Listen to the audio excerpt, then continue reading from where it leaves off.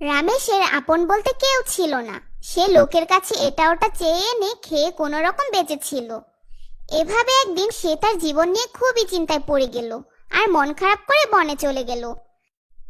তখন বনে একটা বাঘ চলে আসলো আর রামেশ বলল, আমাকে খেয়ে ফেলো, তাতে তোমার ক্ষুধা নিবারণ হবে, আমারও মুক্তি হবে। অসহায় তার গরিব দাদি ছাড়া আর কেউ ছিল না।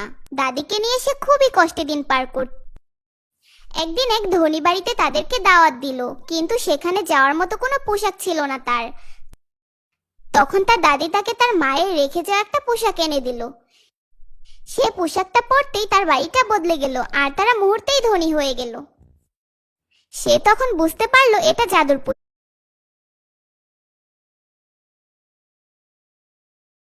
রীতা তার স্বামীকে খুশি করার জন্য মজার মজার রান্না করত, কিন্তু তার স্বামী তবু বকাঝকা করত ভালো রান্না হয় না বলে। এভাবে একদিন রীতা মন খারাপ করে বসে কান্না করছে। তখন একটা পেতনি আসে আর তার দুঃখের কথা জানার পর তাকে একটা জাদুর শক্তি দিল। এরপর রীতা জাদু করে রান্না করলো আর জাদুর রান্না খেয়ে তার স্বামী খুশিতে না আর বলে দিল যে এই পাত্রে যা চাইবে তাই পাবে। এই ঘটনার পর থেকে রামেশের জীবন বদলে গেল আর খোদার কষ্টও করতে হবে না তার।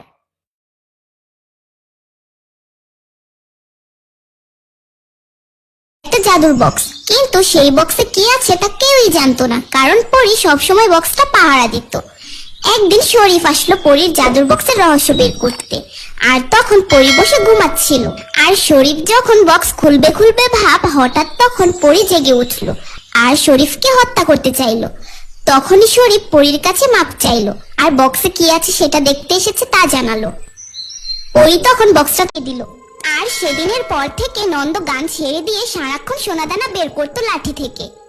একটা সময় পরী বিরক্ত হয়ে এসে লাঠি কেড়ে নিল, আর নন্দও তাতে খুশি হলো, কারণ সোনাদানার চেয়েও বেশি মূল্যবান গান বা অন্য মানুষের সাথে আনন্দে জীবন উপভোগ করা। শফিক আসলো চালাকি করে পরীর কাছ থেকে সবকিছু নিয়ে নেওয়ার জন্য। তখন পরী শফিকের কথায় বুঝতে পারলো লোকটা চালাকি করতে এসেছে, তাই পরী শফিককে জাদু করে শূন্যে উঠিয়ে দিল এবং শফিক ভয়ে কান্না করতে লাগলো এবং পরীটা হাসতে হাসতে তাকে ছেড়ে দিল আর শফিক দৌড়ে পালালো। অসহায় তার গরিব দাদি ছাড়া আর কেউ ছিল না। দাদিকে নিয়ে সে খুবই কষ্টে দিন পার করত।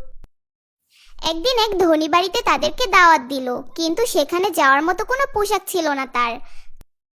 তখন তার দাদি তাকে তার মায়ের রেখে যাওয়া একটা পোশাক এনে দিল।